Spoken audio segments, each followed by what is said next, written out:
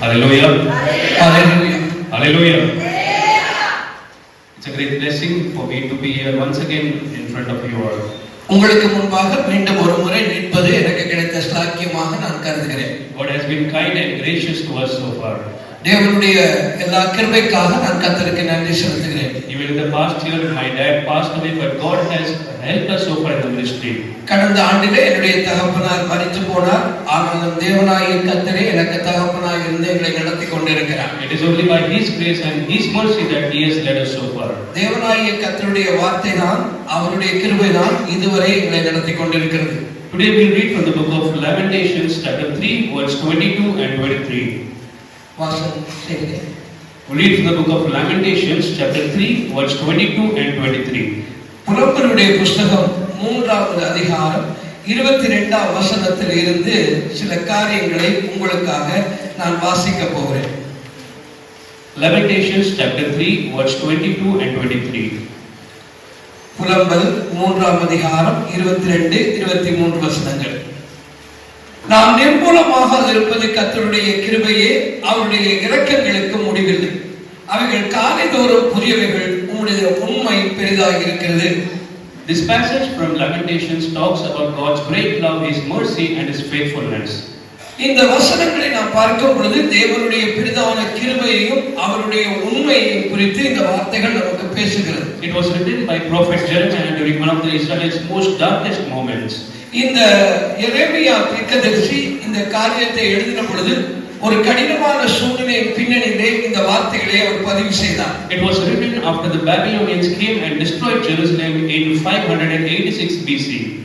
583வது ஆண்டிலே பாபிலோனிய படையினாலே அந்த எருசலேமானது அழிக்கப்பட்டதனுடைய பின்னணியிலே தான் எரேமியா இந்த வார்த்தைகளை எழுதினார். The Babylonians under King Nebuchadnezzar, they came to Jerusalem, they destroyed the temple, they burned the temple, they destroyed the city walls and also destroyed many homes. பாபிலோனிய ராஜாவாகிய நேபுகாத்நேச்சார் இந்த எருசலேமின் மேலே படையெடுத்து வந்து எருசலேமையும் அதனுடைய மதில்களையும் அதனுடைய ஆலயங்களையும் அவர் சுட்டெரித்து போட்டதை நாம் படிக்கிறோம். So Jeremiah saw the city of glory, city of Jerusalem being destroyed completely. தேவனுடைய நகரமாகிய அந்த எருசலேமானது அழிக்கப்பட்டதை எரேமியா தன்னுடைய கண்களாலே கண்டிருந்தார். And that destruction was very disturbing because the temple of God was in Jerusalem. அந்த அழிவானது ஒரு சாதாரணமான விளைவை அல்ல, மிக பாரதூரமான விளைவை எரேமியாவுடைய வாழ்க்கையிலே ஏற்படுத்தினது. காரணம், தேவனுடைய ஆலயம் அழிந்து போனது.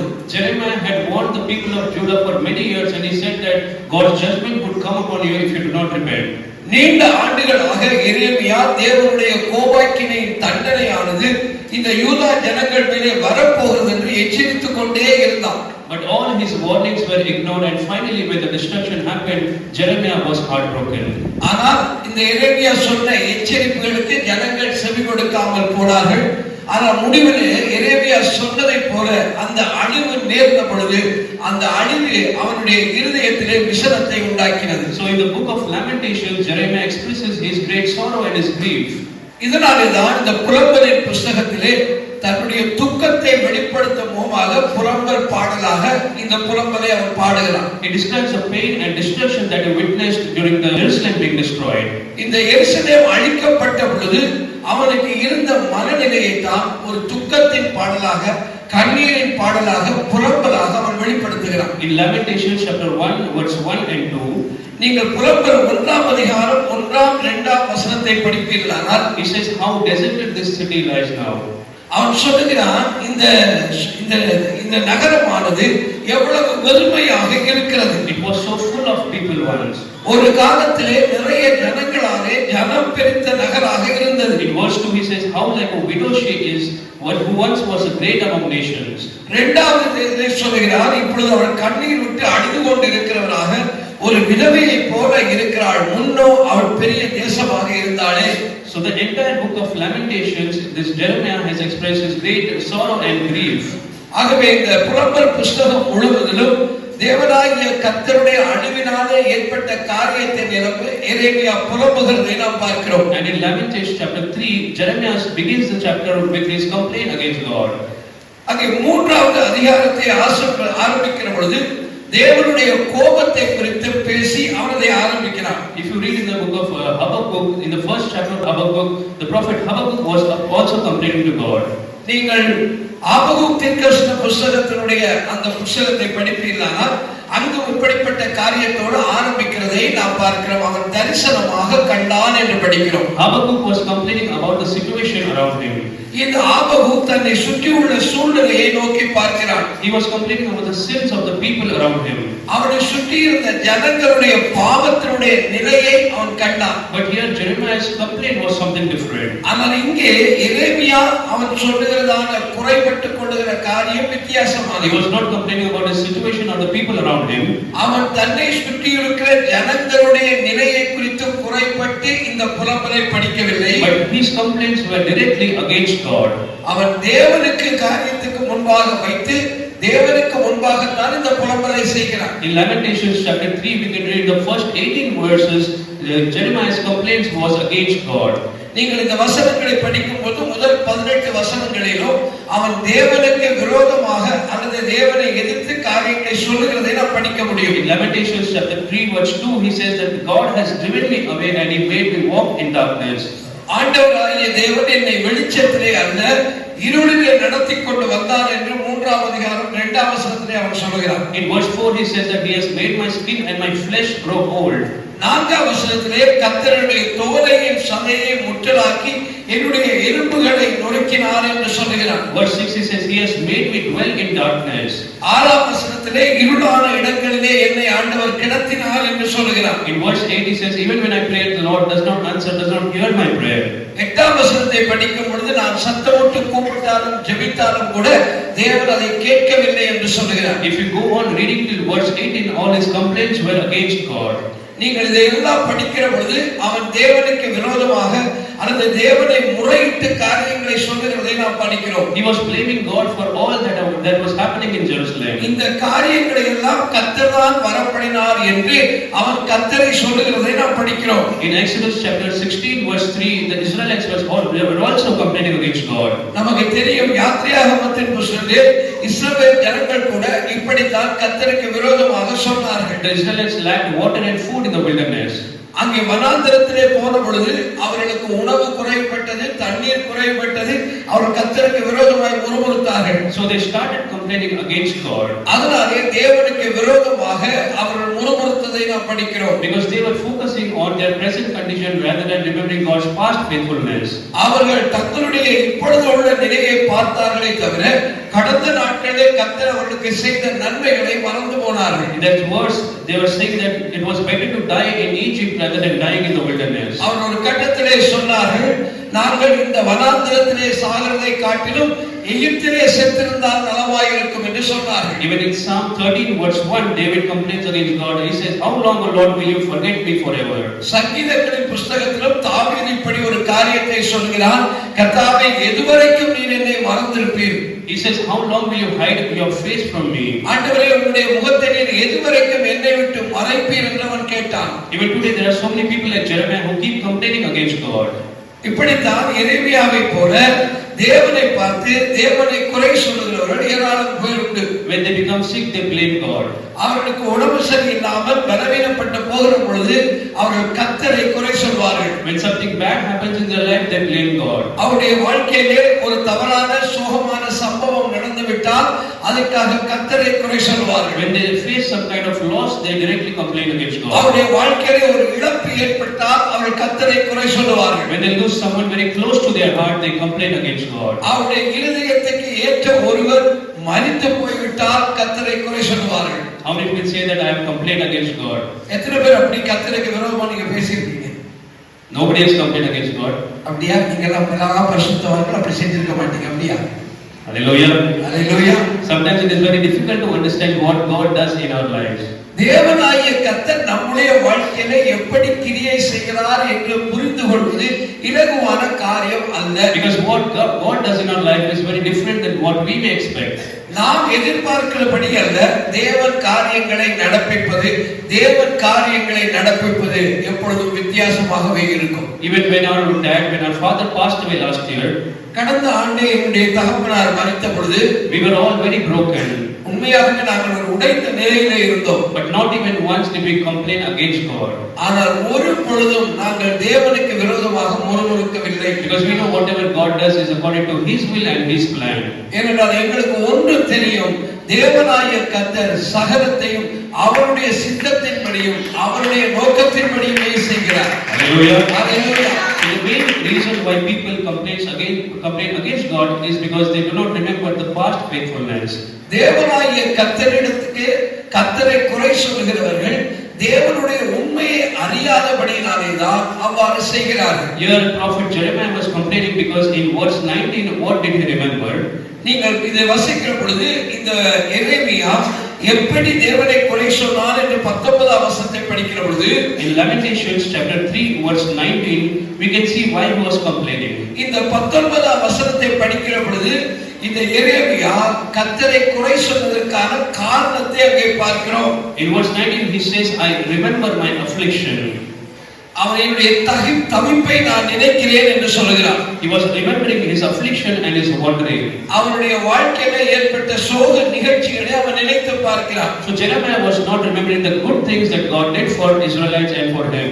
தேவனாகிய கர்த்தர் இஸ்ரவேலுக்கு செய்த நன்மையும் இந்த எரேமியாவுடைய வாழ்க்கையிலே கர்த்தர் செய்த நன்மைகளையும் அவன் இந்த வேளையிலே நினையாமல் போனான். But he was remembering the suffering, the affliction and all the pain that he was going through. அவன் இப்பொழுது தனக்கு இருக்கிற வேதனையும் தான் படுகிற கண்ணீரின் பாதையை மாத்திரமே நினைத்து பார்க்கிறான். His words, I remember my affliction, shows how much pain he was going through. அவன் சொல்லுகிறதை பார்க்கிற பொழுது என்னுடைய தவிப்பை பாரும் என்று சொல்லி அவனுக்கு சொல்லுகிறதை நாம் பார்க்கிறோம். Every person has moments in life when they go through such suffering and pain.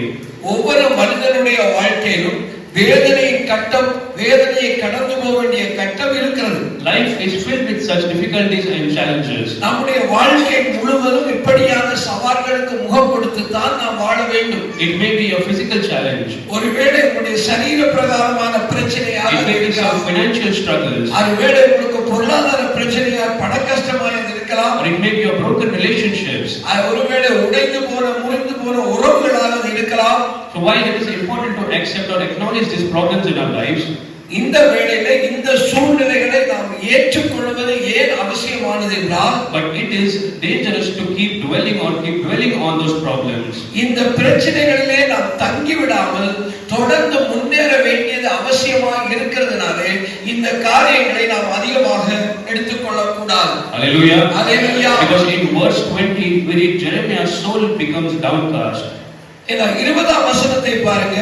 என்னுடைய ஆத்துமா எனக்குள்ளே முறிந்து போகிறது என்று அவன் சொல்லுகிறதை நாம் பார்க்கிறோம். Because he was focusing only on his suffering, on his afflictions. அவனுடைய பிரச்சனைகளை மாத்திரமே அவன் பார்த்து கொண்டிருந்ததினாலே அவனுடைய ஆத்துமாவே அவனுக்குள் முறிந்து போகிறது. Similarly, when we face some problems and challenges in our life, நம்முடைய வாழ்க்கையிலே இதே போலத்தான் சவால்களை நாம் சந்திக்கும் பொழுது, and when we keep focusing on those challenges and those problems, அந்த பிரச்சனைகள் மேலேயே நம்முடைய கண்களை வைத்து எண்ணிக்கொண்டே இருக்கிற பொழுது, even we may feel discouraged and hopeless. நாம் கூட சோர்ந்து போயிடுவோம். நம்முடைய வாழ்க்கையிலே முன்னேற முடியாதபடிக்கு தடைப்பட்டு போவோம். There are so many people in the Bible who went through such afflictions, but later they came out of those afflictions, did not dwell on those afflictions. நீங்கள் வேதத்தை படிக்கும் பொழுது எல்லா பரிசுத்தவான்களுடைய வாழ்க்கையிலும் வேதனையின் பாதை என்று ஒன்று இருந்தது.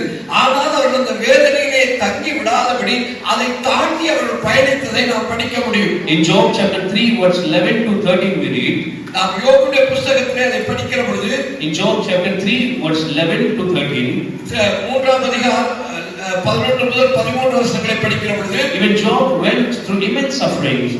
அவனுடைய கஷ்டம், அவனுடைய துன்பம் என்னன்னு நமக்கு தெரியும். He lost everything he had. He lost his family, his health, his wealth, his possessions, everything he had lost. அவனிடத்திலே என்ன இருந்ததோ அவனுடைய குடும்பத்தை இழந்தான், அவனுடைய சொத்தை இழந்தான், அவனுடைய சுகத்தை அவன் இழந்தான். And out of his frustration in verse 11 he says, why did I not perish at birth? அவன் 11ஆம் வசனத்திலே சொல்கிறான், நான் கர்ப்பத்திலேயே அழியாமல் இருந்தது என்ன? And why did I came out of the womb as dead boy? நான் ஏன் ஒரு செத்த பிணமாக என்னுடைய தாயின் வயிற்றிலிருந்து வெளியே வரவில்லை? But yet in Job chapter 42 verse 2, ஆனால் அதே யோபுடைய புத்தகத்தில் புஸ்தகம் 42ஆம் அதிகாரத்தினுடைய 2ஆம் வசனத்தை படிக்கிற பொழுது In Job chapter 42 verse 2, what do we read? அங்கே 42:2 நாம் என்ன படிக்கிறோம்? தேவரே சகலத்தையும் செய்ய வல்லவர், நீர் செய்ய நினைத்தது தடைபடாது என்றார். Hallelujah. Hallelujah. The same Job who complained against God is saying that I know God's purpose will not be stopped in my life. எந்த யோபுடைய வாழ்க்கையிலே வேதனைகள் வந்ததோ அந்த யோபு சொன்னான், தேவனே நீர் செய்ய நினைத்தது எதுவும் தடைபடாது. Hallelujah. Hallelujah. And even in Psalm 42 verse 11 we read, நீங்க 42ஆம் சங்கீதத்துடைய 11ஆம் வசனத்தை படிப்பீர்களானால் in his afflictions David was crying out to the Lord. He says, why my soul are you downcast? அதனாலேதான் தாவீது தன்னுடைய ஆத்துமாவை பார்த்து கேட்டான், ஆத்துமாவே நீ ஏன் தியங்குகிறாய், கலங்குகிறாய்? He's asking, why are you so disturbed within me? உன்னுடைய வாழ்க்கையிலே நீ சோர்ந்து போய் இருப்பது ஏன்? But in the same verse he also says that I will put my hope in God and I will praise him. அதனால அவன் சொல்றான், நான் கர்த்தர் மேல் நம்பிக்கையா இருந்து அவரை நான் இன்னும் துதிப்பேன். Hallelujah. Hallelujah. As we begin this new year 2025, இந்த புதிய ஆண்டில் கூட நாம் செய்ய வேண்டியது என்ன? we may be dwelling on the past problems or past struggles that we may have gone through. கடந்த நாட்களிலே நமக்கு ஏற்பட்ட பிரச்சனைகளிலேயே நாம் தங்கிக் கொண்டு இருந்தால் காரியம் நடக்காது. But we need to focus on God's past faithfulness and how he led us so far. நாம் செய்ய வேண்டியதெல்லாம் கடந்த நாட்களிலே நமக்கு உண்மையாக இருந்த அதே தேவன் மேல் நம்முடைய கண்களை வைத்து நாம் தொடர்ந்து பயணிக்க வேண்டியது மாத்திரம். Hallelujah. Hallelujah. Because our natural tendency is to remember the afflictions and sorrows like this Jeremiah did. காரணம் என்ன? இயற்கையாகவே நம்முடைய சுபாவம் எப்படிப்பட்டதுன்னு சொன்னா, கடந்த காலத்துல நடந்த துக்கத்தின் நிகழ்ச்சிகளையே நினைச்சு பிளாஷ்பேக்கா பார்த்துக்கிட்டே இருக்கிறது. But even though we may remember those afflictions, suffering, we need to focus on God's mercy and his love for us. ஆனால் ஒன்று கவனிக்க வேண்டும், அவற்றை எல்லாம் விட்டுவிட்டு என் தேவனாகிய கர்த்தருடைய அன்பையும் அவருடைய உண்மையும் அவருடைய கிருபையும் நாம் நினைப்போமானால் நாம் முன்னேற முடியும். Hallelujah. Hallelujah. In Isaiah chapter 43 verse 18 and 19, நீங்கள் ஏசாயா 43ஆம் அதிகாரத்திலே அந்த வசனங்களை கவனிப்பீர்களானால் the Lord said, forget the former things and do not dwell on the past. 18ஆம் வசனம் சொல்கிறது, முந்தினவைகளை நினைக்க வேண்டாம், பூர்வமானவைகளை சிந்திக்க வேண்டாம். And then he says, see, I am doing a new thing. ஆண்டவராகிய தேவன் சொல்றார், நான் இதோ புதியவற்றை செய்கிறேன். Hallelujah. Hallelujah. Open your mouth and declare, I will forget the former things. நீங்க இப்ப வாயை திறந்து சொல்லுங்க, நான் கடந்ததை மறக்கிறேன். I will not dwell on the past. நான் கடந்த காலத்தில் தங்கி இருக்க மாட்டேன். Because the Lord is doing a new thing this year. காரணம் கர்த்தர் இந்த ஆண்டிலே எனக்கு புதிய காரியம் செய்கிறார். Hallelujah. Hallelujah. As we come the first Sunday of this month, இந்த ஆண்டுடைய முதலாவது ஓய்வு நாளிலே தேவ ஆலயத்துக்கு வந்திருக்கிற அருமையானவர்களே, how we can say that I will not dwell on the past suffering or the past problems. நான் கடந்த காலத்தின் காரியங்களிலும் வேதனைகளிலும் தங்கி இருக்க மாட்டேன் உண்மையாகவே நீங்கள் சொல்லுங்க. But I will remember God's love, his mercy and his faithfulness in my life. நான் நினைக்க போவதெல்லாம் தேவனுடைய இரக்கத்தையும் கிருபையும் அன்பையும் மாத்திரமே நான் நினைப்பேன். Hallelujah. In the book of Lamentations, Jeremiah gives an example of how we can focus on God's love and mercy in the midst of our sufferings. நம்முடைய பிரச்சனைகளின் மத்தியிலும் நாம் எப்படி தேவனுடைய இரக்கத்தையும் கிருபையும் அன்பையும் நினைக்க முடியும் என்று சில காரியங்களை எரேமியா சொல்கிறார். In Lamentations chapter 3 verse 22, he says, because of the Lord's great love we have not been consumed. அதைத்தான் எரேமியா அந்த புலம்பலின் புஸ்தகம் 3:22 நாம் நிர்மூலமாகாதிருப்பது கர்த்தருடைய கிருபையே, அவருடைய இரக்கங்களுக்கு முடிவில்லை என்று அவன் சொன்னான். Jeremiah wrote this verse during a time of hopelessness. அவர் நம்பிக்கை இல்லாத வேளையிலே தான் இந்த நம்பிக்கையின் வார்த்தையை அவர் எழுதுகிறார். He saw the destruction of Jerusalem. He was seeing the suffering of people around him. அவர் எருசலேமினுடைய அழிவையும் எருசலேமுடைய ஜனங்களுடைய வேதனையும் கண்களாலே பார்த்துக் கொண்டு இதை எழுதுகிறார். But despite the ruin and all the suffering he was seeing, he confidently says that the love of the Lord has kept me going. அவர் ஒன்று மாத்திரம் சொன்னார், இப்படியெல்லாம் நடந்த பொழுதும் இன்னும் தேவனுடைய அன்பு என்னை நெருக்கி இருந்தது. He recognized that God's love has saved them from complete destruction. இந்த தேவனாகிய கர்த்தருடைய அன்புதான் இந்த நிலையிலும் என்னை காப்பாற்ற வல்லமை உள்ளதாக இருக்கிறது என்பதை அவர் அறிந்தார். Hallelujah. Hallelujah. If you look back on the past year, there were times of joy and there were times of disappointments. கடந்த காலத்திலே கடந்த ஆண்டை நீங்க எடுத்து பாத்தீங்கன்னா, கடந்த ஆண்டுல உங்களுக்கு சந்தோஷமான தருணங்களும் இருந்தது, துக்கத்தின் தருணங்களும் There இருந்தது. were many ups and downs in your life. உங்க வாழ்க்கையில மேலான காரியங்களும் இருந்தது, கீழான காரியங்களும் For இருந்தது. some of you, it may have been a year of celebration. இந்த கொண்டாட்டத்தின் நேரம் இருந்தது. For some, it may have been a year of challenges. ஆனா அதே வேளையில சவாலான நாட்களும் இருந்தது. But the truth is, God's love has sustained us all. ஆனால் எல்லா சூழ்நிலையிலும் தேவனுடைய அன்பு நம்மை தாங்கி நடத்துகிறது. And His love has carried us when we thought we would not able to make it. அந்த அன்பு மாத்திரம் நம்மை நடத்திராவிட்டால் நாம் இன்றைக்கு இந்த இடத்துல இருக்கவே முடியாது. Hallelujah. Here the prophet Jeremiah says, because of God's great love, we have not been consumed. அதனாலதான் சொன்னார், அவருடைய இரக்கங்களுக்கு முடிவில்லை, அதனாலே நாம் நிர்மூலமாகாதிருக்கிறோம். The Hebrew meaning for the word great love is hesed. அங்கே உண்மையான அந்த எபிரேய வார்த்தையிலே சொல்லப்படுகிற அன்பு என்கிற வார்த்தைக்கு சரியான அர்த்தம் இங்கே தான் சொல்லப்படுகிறது. The great love is called as hesed in Hebrew. அந்த அன்பினுடைய ஆழம் என்ன என்பது இங்கே சொல்லப்படுகிறது. நாம் நிர்மூலமாக்கப்படவில்லை. Hesed is a love that no man can ever show. இந்த இடத்திலே அந்த அன்புக்கு முடிவில்லை என்று பார்க்கிறோம். It is not a love that is based on feelings. இந்த அன்பு என்பது ஏதோ ஒரு உணர்ச்சியில ஏற்பட்ட அன்பு அல்லங்க. But it is a love that can be expressed through the actions of faithfulness and through actions of mercy. இந்த அன்பானது எப்படி வெளிப்படுகிறது?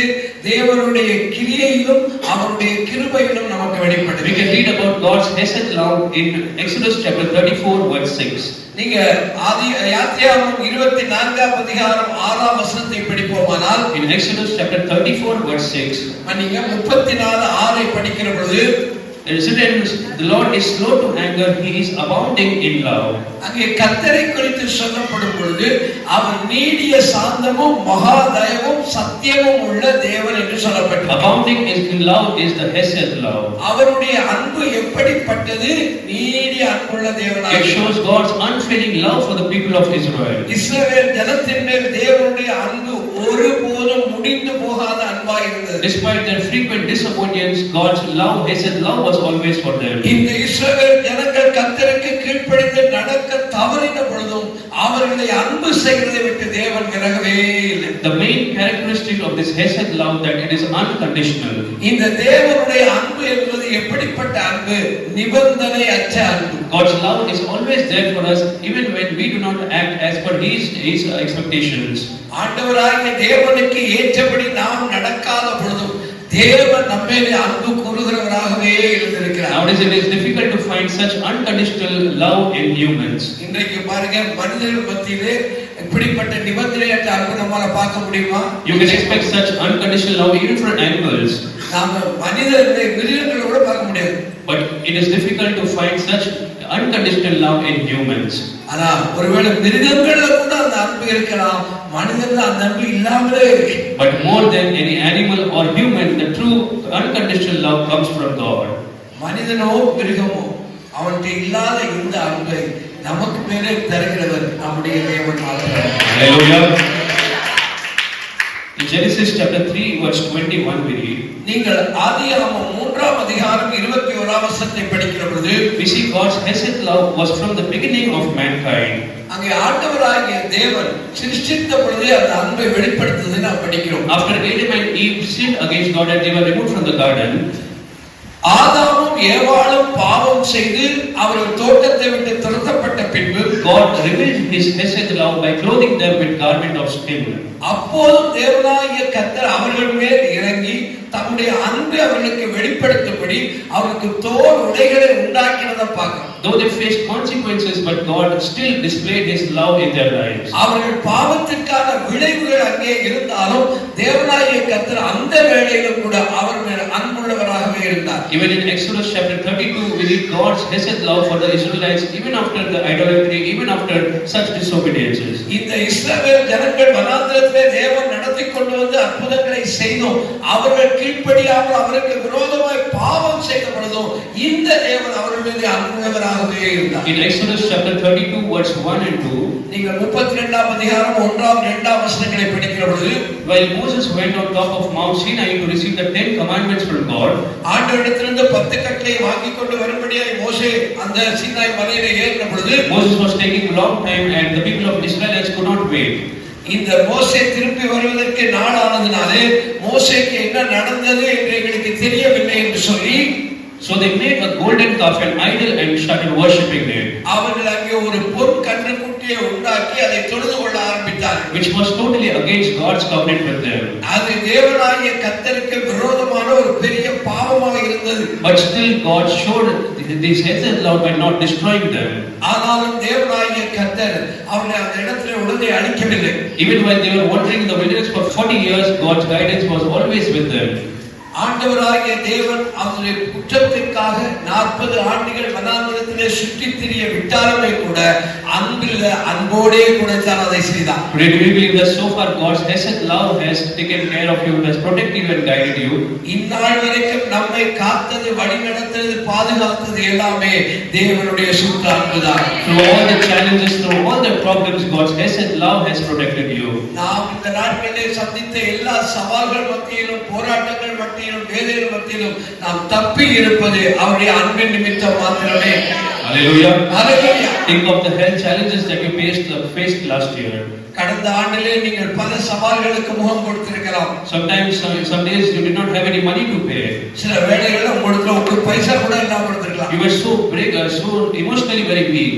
ஒருவேளை நம்ம உணர்ச்சியிலே ரொம்ப சோர்ந்து போல But காணப்பட்டிருக்கலாம். even in those moments, God's love has sustained you. ஆனால் அந்த வேளைகளிலும் தேவனுடைய அன்பு உங்களை தாங்கினது. Hallelujah. Hallelujah. In Isaiah chapter 54 verse 10, நீங்கள் ஏசாயா 55:10 படிக்கும் பொழுது God says, though the mountains be shaken and hills be removed, yet my unfailing love will never be shaken. 54:10 ஆண்டவர் சொன்னார், மலைகள் விலகினாலும் பர்வதங்கள் நிலை பெயர்ந்தாலும் கிருபை உன்னை விட்டு விலகாமலும் என் சமாதானத்தின் உடன்படிக்கை நிலை பெயராமலும் இருக்கும் என்று கர்த்தர் மனதுருகிற கர்த்தர் சொல்கிறார். Is it easy for mountains and hills to be shaken? இந்த மலைகள் இலகுவிலே விலகுமா? That is the most stable and enduring parts of this world. இது நிலைத்து நிற்கக்கூடிய ஒரு காரியத்தை தான் மலை என்று சொல்லுவாங்க. But in this verse, God's love is described as more unshakable than the mountains and hills. ஆனால் இந்த மலைகள் கூட விலகி போனாலும் கர்த்தருடைய காரியம் விலக போகாது. No matter what circumstances we may face, God's love remains firm and unchanging in our lives. நீங்கள் எந்த விதமான சூழ்நிலைக்குள்ளாய் போகலாம், உங்களை அசைக்கிற எந்த சூழ்நிலையாகவும் அதை காணப்படலாம், ஆனால் அங்கே அசையாமல் இருப்பது தேவனுடைய அன்புதான். Hallelujah. Hallelujah. Even this year you can believe that God will not let you be consumed because of His great love. இந்த நாளிலும் கூட தேவனுடைய அன்பின் நிமித்தமாக அவர் நம் மேலே இரக்கம் பாராட்டுவார் என்பதை நாம் முற்றிலும் விசுவாசிக்க Say thank you Lord for your hesed love. நாம் சேவனை பார்த்து சொல்வோம், ஆண்டவரே உம்முடைய அளவற்ற அன்புக்காக நன்றி ஆண்டவரே. Hallelujah. Hallelujah. Now in Lamentations chapter 3 verse 22 and 23, இங்கே 22-23 புலம்பலின் புத்தகம் 3ஆம் அதிகாரத்தை படிக்கிற பொழுது he says, Lord, your mercy, compassion, they never fail and they are new every morning.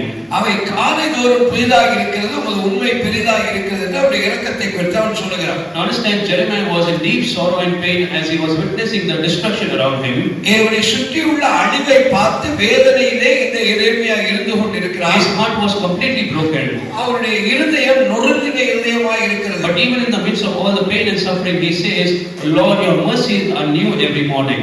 இந்த சூழ்நிலையின் மத்தியிலும் கர்த்தாவே உம்முடைய கிருபையானது காலைதோறும் பெரிதாக இருக்கிறது என்று அவன் He சொல்கிறான். declares that even when the circumstances are very challenging, Lord, your mercies are new every morning.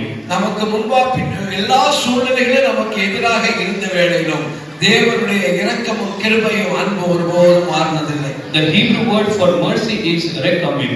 அதுக்கு கொடுக்கப்பட்ட எபிரேய வார்த்தையை Rekamim. அந்த வார்த்தை தான் எபிரேய வார்த்தை. Rekamim in Hebrew means God's love as a mother loves her child. அந்த அன்புக்கு அந்த எபிரேய வார்த்தைக்கு உண்மையான அர்த்தம் என்னன்னா, ஒரு தாய் தன்னுடைய பிள்ளைக்கு அன்பு செய்கிறது ஒத்த அன்பு. God's mercy is not a one-time event.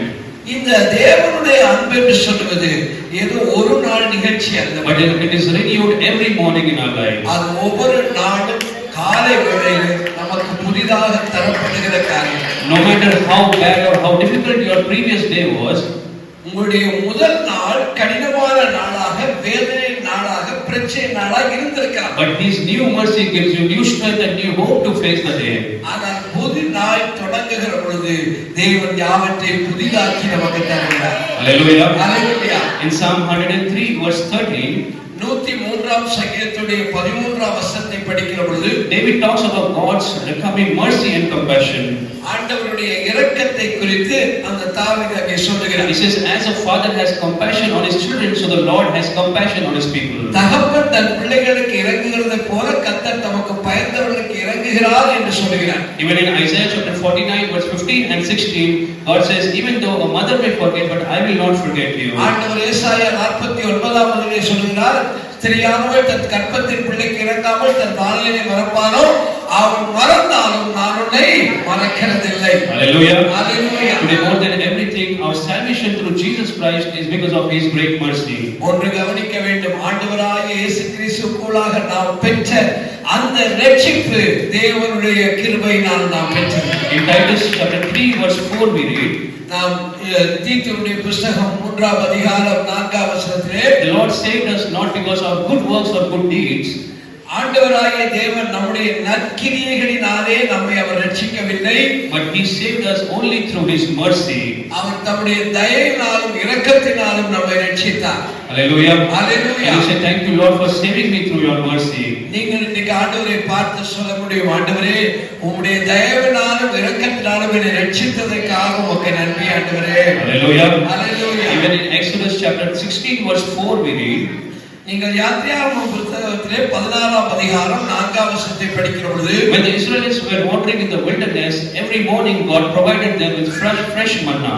இந்த இஸ்ரவேல் ஜனங்கள் வனாந்திரத்தின் வழியாக நடந்து போகும் பொழுது அவர்களை போஷிக்கும்படி தேவன் வானத்திலிருந்து மன்னாவை கொடுத்தார். God's provision, his manna was fresh every morning for them. ஒவ்வொரு நாள் காலையிலும் ஆண்டவராகிய தேவன் புதிதாக அவர்களுக்கு மன்னாவை And கொடுத்தார். every morning they were renewed through the manna that God provided them. தேவனாகிய கர்த்தர் கொடுக்கிற மன்னாவை பொறுக்கும்படி அவர் ஒவ்வொரு நாள் காலையிலே வெளியே போய் எடுத்துக் கொள்வார்கள். But this year it is not God's manna that is going to renew us, but God's mercy is going to renew us. ஆனால் இப்பொழுது நம்மை மன்னா அல்ல, தேவனுடைய இரக்கமே நமக்கு ஒவ்வொரு நாளும் தரப்படுகிறது. Hallelujah.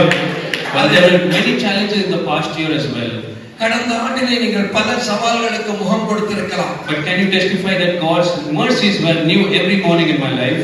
அப்பொழுது நீங்கள் ஒன்றை மாத்திரம் சொல்ல முடியும், ஒவ்வொரு நாள் காலையிலும் தேவனுடைய கிருபை என் மேல் புதிதாக இருந்தது. And believe that even this year God's mercy and God's new strength will guide you and will fill you with his hope. இந்த இரக்கமும் இந்த கிருபையும் இந்த ஆண்டும் என்னை ஒவ்வொரு நாளும் தொடரும் என்று சொல்கிறார். Hallelujah. Hallelujah. In the past year there may have times when you felt broken and completely lost.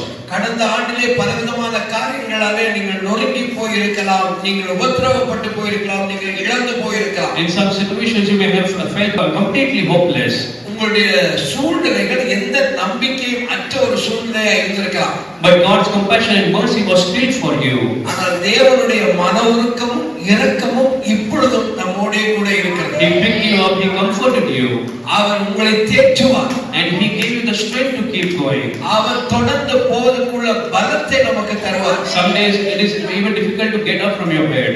சில வேளையில உங்க படுக்கையை விட்டு எழும்புறது கூட உங்களுக்கு கஷ்டமா இருக்கும். Sometimes it is difficult to go to work every day. ஒவ்வொரு நாளும் வேலைக்கு போறது பலவேளை சூழ்நிலைகள் நிமித்தம் முடியாமல் இருக்கும். There are times when you feel like giving up in life. உங்க வாழ்க்கையில இதுமே ஒண்ணும் வேணாம், எல்லாத்தையும் விட்டுறலாம்ங்கிற ஒரு நிலைக்கு நீங்க வரலாம். But yet God's new mercy fills us with new strength. ஆனால் தேவனாகிய கர்த்தர் தம்முடைய புதிய கிருபையும் புதிய இரக்கத்தையும் தந்து நம்மை மீண்டும் புதிதாக்கி நடத்த வல்லவராக இருக்கிறார். Hallelujah. Hallelujah. But there were times when you felt that you reached the end of your strength. உங்களுடைய பலத்தினுடைய முடிவுக்கு வந்துட்டீங்கன்னு நினைக்கிற பொழுது God's new mercy gave you new strength to face the day. அந்த இடத்திலே தான் தேவன் நம்முடைய புதிய கிருபையும் புதிய பலத்தை தந்து உங்களை தொடர்ந்து பயணிக்க செய்கிறார். This morning give thanks to the Lord for his new mercies and every day.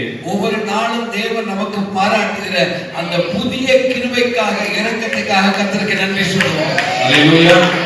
Just as the sun rises each morning without fail, ஒவ்வொரு நாள் காலையிலும் சூரியனானவர் கிழக்கு திசையிலே ஓயாமல் உதிக்கிறதை போல God's mercy and his compassion renews each morning for us. தேவனுடைய கிருபையும் இரக்கமும் ஒவ்வொரு நாளும் நம்மிலே உதித்துக் கொண்டே இருக்கிறது. Imagine if the sun would not rise for even a single day. இந்த சூரியன் ஒருவேளை உதிக்காம போனாலும் கூட What would happen? நீங்க யோசிச்சு பாருங்க, ஒரு நாளைக்கு சூரியன் உதிக்கல என்ன ஆகும்? There will be no light, there will be no day, and people will be living in darkness. அங்கே இருட்டா இருக்கும், இருளிலே நாம் வாழ வேண்டியிருக்கும். And similarly, if God's mercy is not renewed each day, ஒவ்வொரு நாளும் தேவனுடைய இரக்கமும் கிருபையும் நமக்கு தரப்படாமல் போகுமையானால், even we may have no hope to and no strength to face the day.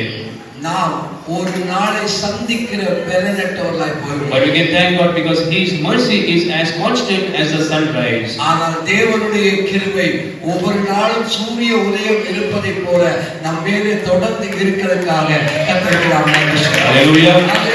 So each day when you wake up in the morning, you can give thanks to the Lord for His new mercy. அதனாலதான் ஒவ்வொரு நாள் காலையிலே நீங்கள் எழும்பும்போது தேவனே இன்றைக்கு காலையிலே நீர் எனக்கு கொடுக்கிற அந்த கிருபைக்காய் நன்றி என்று நம்மாலே சொல்ல முடியும். Instead of thinking about your previous day or instead of thinking how your new day is going to be, கடந்த நாளிலே நடந்த காரியத்தை அல்ல, புதிய நாளிலே தேவன் கொடுக்க போற இரக்கத்துக்காக நம்ம துதிக்க முடியும். say thank you Lord for your new mercies every morning. ஆண்டவரே ஒவ்வொரு நாளும் நீர் தருகிற புதிய கிருபைக்காக உமக்கு நன்றி என்று சொல்ல முடியும். Hallelujah. Hallelujah. And in verse 23 he says, great is your faithfulness.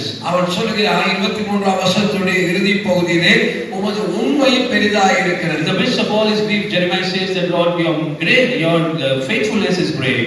எல்லா காரியத்தின் மத்தியிலே எரேமியா சொல்கிறார், ஆண்டவரே உம்முடைய உண்மை பெரிது ஆண்டவரே. Here Jeremiah's declaration was not based on his circumstances, இந்த சூழ்நிலையை கொண்டு அவன் இந்த வார்த்தையை பேசவில்லை. but it was only because of God's unchanging nature. அவன் தேவன் எப்படிப்பட்டவர் என்று அறிந்திருக்கிறதுனாலே இந்த வார்த்தையை அவன் பேசினான். We live in a world which keeps changing every day, but God's faithfulness remains firm. பிரியமானவர்களே, மனிதனுடைய தன்மைகள் ஒவ்வொரு நாளும் மாறிக்கொண்டே இருக்கும், ஆனால் மாறாதவர் நம்முடைய தேவன் மாத்திரமே. Hallelujah. He keeps his promise, he fulfills his word, and he guides us each day. அவர் எந்த வாக்குத்தத்தத்தை கொடுத்தாரோ அந்த வாக்குத்தத்தத்திலே மாறாமல் இருந்து அந்த வாக்குத்தத்தை நமக்காக நினைத்து நிறைவேற்றுகிற தேவனாகவே இருக்கிறார். In the past days there were times when even we were faithless. எத்தனையோ நாட்கள் இருக்கிறது நாம் உண்மையற்றவர்களாய் இருந்திருக்கிறோம். We had some doubts, we had some questions, we had some struggles, and we went away from God. நமக்குள்ளே சந்தேகம் இருந்தது, நமக்குள்ளே ஆண்டவரை பற்றிய கேள்விகள் இருந்தது, ஆண்டவரை பற்றிய இந்த விசுவாசத்திலே உறுதியற்றவர்களாய் இருந்த நாட்கள் உண்டு. We did not live a life as God expected. தேவன் நம்மிடத்தில் எப்படி எதிர்பார்த்தாரோ அப்படி நாம் வாழாத நாட்கள் இருந்தது. But despite all our failures, God's faithfulness was always in our lives. ஆனால் நம்முடைய எல்லா தோல்விகளின் மத்தியிலும் தேவன் உண்மை உள்ளவராகவே இருந்தார். Hallelujah. In 2 Timothy chapter 2 verse 13 we read the same thing. 2 தீமோத்தேயு 11ஆம் அதிகாரத்திலே நாம் இந்த காரியத்தை படிக்கிறோம். In 2 Timothy chapter 2 verse 13, 2 தீமோத்தேயு 2ஆம் அதிகாரம் 13ஆம் வசனம், says, உண்மையில்லாதவர்களாய் இருந்தாலும் அவர் உண்மை உள்ளவராய் இருக்கிறார், அவர் தம்மை தாமே மறுதலிக்க மாட்டார். even if we are faithless, the Lord is faithful. நாம் உண்மையற்றவர்களாய் இருக்கலாம், தேவனோ உண்மை உள்ளவரே. In a world where promises keep getting broken so easily, நாம என்னதோ வாக்குத்தத்தம் கொடுத்தோம், அந்த வாக்குத்தத்தத்தை எத்தனையோ நாம் நிறைவேற்றதே கிடையாது. but God's faithfulness is unchanging. ஆனால் தேவன் கொடுக்கிற வாக்குத்தத்தம் ஒருபோதும் மாறாது. In 1 Thessalonians chapter 5 verse 24, Paul says that the Lord who has called you is faithful. ஆண்டவராய் உங்களை அழைத்த தேவன் உண்மை உள்ளவராய் இருக்கிறார் என்று தெசலோனிக்கேயர் நிருபத்திலே அப்போஸ்தலனாகிய பவுல் சொல்கிறார். Imagine a ship that is stuck in the midst of waves and it has its anchors laid down. ஒரு கப்பல் எப்படி அந்த கடல்ல அந்த சிக்கல்ல மாட்டி அல்லது நங்கூரம் போட்ட நிலையில இருக்கிறதோ, So no matter how strong the wind and waves comes and hits against it, எவ்வளவு தூரம் காற்றோ புயலோ அடித்தாலுமே கூட the ship does not sink because the anchor protects it firmly. காரணம் அந்த கப்பல் நங்கூரம் விட்டு இருக்கிறதுனாலே அந்த கப்பல் அசைக்கப்படுவதில்லை. Today God's faithfulness is that anchor for us. இன்றைக்கு தேவனுடைய உண்மைதான் நம்முடைய நங்கூரமாக இருக்கிறது. It holds us firmly each day. அதுதான் நம்முடைய வாழ்க்கையிலே நம்மை நிலையாக நிற்க பண்ணுகிறது. In the midst of all storms and waves and winds that we face, His faithfulness is firm in our lives. நம்முடைய வாழ்க்கையிலே புயல் அடித்தாலும் காற்றடித்தாலும் சூறாவளி வந்தாலும் கர்த்தர் உண்மை உள்ளவர், அந்த உண்மையிலே நம்மை நிலைக்க பண்ணுகிறார். Hallelujah. In Deuteronomy chapter 7 verse 9 we read, நீங்கள் உபாகமத்தின் புத்தகம் 7ஆம் அதிகாரம் 9ஆம் வசனத்தை படிக்கிற பொழுது, our God is a faithful God and He keeps His covenant of love for 1,000 generations. அங்கே ஆண்டவராகிய தேவன் 1000 தலைமுறை மட்டும் உடன்படிக்கையும் தயவையும் காக்கிற தேவன் என்று படிக்கிறோம். Even in Psalm 100 verse 5 we read his faithfulness continues through all generations. சங்கீதம் 105 படிக்கும் பொழுது தலைமுறை தலைமுறைக்கு அவருடைய உண்மை இருக்கிறது என்று படிக்கிறோம். The Lord's faithfulness is not just temporary. ஆண்டவருடைய உண்மை என்பது தற்காலிகமானது அல்ல. His faithfulness is not only for you. அந்த ஆண்டவருடைய அந்த அன்பு என்பது ஒரு கொஞ்ச நாளைக்குள்ளது அல்ல. It is not only for your children. அது உங்களுடைய பிள்ளைகள் உங்களுக்கும் உங்க பிள்ளைகளுக்கும் ஆனது மாத்திரம் அல்ல. It is not only for your children's children. அது உங்களுடைய பிள்ளைகளுடைய பிள்ளைகளுக்கும் ஆனது மாத்திரம் அல்ல. But it is also for all your generations. அது உங்களுடைய சகல தலைமுறைக்கும் ஆனது. Hallelujah. Hallelujah. Even in the past days, in the past year, God's faithfulness could be seen by how He answered all your prayers. கடந்த ஆண்டிலே தேவன் எவ்வளவு தூரம் உண்மையுள்ளவராய் இருந்ததாலே உடைய எத்தனையோ ஜெபங்களுக்கு பதில் கொடுத்தாரே. God has provided all your needs in the past. ஆண்டவர் கடந்த ஆண்டிலே எத்தனையோ காரியங்களை உங்களுக்கு நன்மை செய்வதற்கு பதில் கொடுத்தாரே. Even in the midst of all trials and challenges, we could see God's hand working for us. எத்தனையோ சவால்கள் மத்தியிலே பிரச்சனைகள் மத்தியிலே தேவனுடைய கரம் உங்களோடு இருந்து நடத்தினதை நீங்கள் கண்ணார கண்டீர்கள் அல்லவா? You may have gone through many challenges and many struggles. எத்தனையோ விதமான பிரச்சனைகளுக்குள்ளாய் நீங்கள் போயிருக்கலாம். Many losses in your life. உங்க வாழ்க்கையில பலவிதமான இழப்புகள் நேரிட்டிருக்கலாம். But one thing that remains constant is God's faithfulness in our lives. ஆனால் தேவனுடைய உண்மையானது உங்கள் வாழ்க்கையில நிலைத்திருந்தது. And God's faithfulness has sustained us so far. அதுதான் இதுவரை நம்மை நடத்தி கொண்டு வந்தது. And if today you are standing, it is only because of God's faithfulness in your life. நாம் இன்றைக்கு நிர்மூலமாகாதிருப்பது தேவன் உண்மையுள்ளவராய் இருந்ததால் மாத்திரமே. Hallelujah. Hallelujah. It is not because of your strength, but it is only because of God's faithfulness. உங்களுடைய பலத்தின் நிமித்தமா நீங்க நிர்மூலமாகாம இருக்கிறீங்க. Even தேவனுடைய உண்மையினால் மாத்திரமே நாம் நிர்மூலமாகாம. Hallelujah. If you hand to the person sitting next to you and say you are standing only because of God's faithfulness. உங்களுக்கு பக்கத்துல உள்ளவங்க கையை பிடிச்சு கர்த்தர் உண்மை உள்ளவராய் இருக்கிறதுனாலே நீ நிலைத்திருக்கிறாய் என்று சொல்லுங்க. Say you are வாயத்திலே standing. சொல்லுங்க. தயவுசெய்து வாயத்திலே சொல்லுங்க. கர்த்தர் உண்மை உள்ளவராய் இருக்கிறதுனாலே நீ நிலைத்திருக்கிறாய். Hallelujah. Hallelujah. In Tamil there's a beautiful song. தமிழ்ல ஒரு நல்ல அருமையான பாட்டு இருக்கு. நான் நிற்பதும் நிர்மூலமாகாததும் தேவ கிருபை. நான் நிற்பதும் நிர்மூலமாகாததும் தேவ கிருபையே. நான் உயிருடன் வாழ்வதும் சுகமுடன் இருப்பதும் கிருபையே. நான் நிற்பதும் நிர்மூலமாகாததும் தேவ கிருபையே. நான் உயிருடன் வாழ்வதும் சுகமுடன் இருப்பதும் கிருபையே. கிருபையே, தேவ கிருபையே, தேவ கிருபையே, தேவ கிருபையே. கிருபையே, தேவ கிருபையே, தேவ கிருபையே, தேவ கிருபையே. நான் இருப்பதும் நிர்மூலமாகாததும் தேவ கிருபையே. நான் உயிருடன் வாழ்வதும் சுகமுடன் இருப்பதும் கிருபையே. காலை எழுவதும் கர்த்தரை துதிப்பதும் மாலை காப்புடன் இல்லம் வருவதும் கிருபையே. காலை எழுவதும் கர்த்தரை துதிப்பதும் மாலை காப்புடன் இல்லம் வருவதும் கிருபையே. மரத்திலும் தொலைதூர பயணத்திலும் போக்கிலும் மரத்திலும் தொலைதூர பயணத்திலும் பாதம் கல்லிலே இடராமல் காப்பதும் கிருபையே. பாதம் கல்லிலே இடராமல் காப்பதும் கிருபையே. கிருபையே, தேவ கிருபையே, தேவ கிருபையே, தேவ கிருபையே.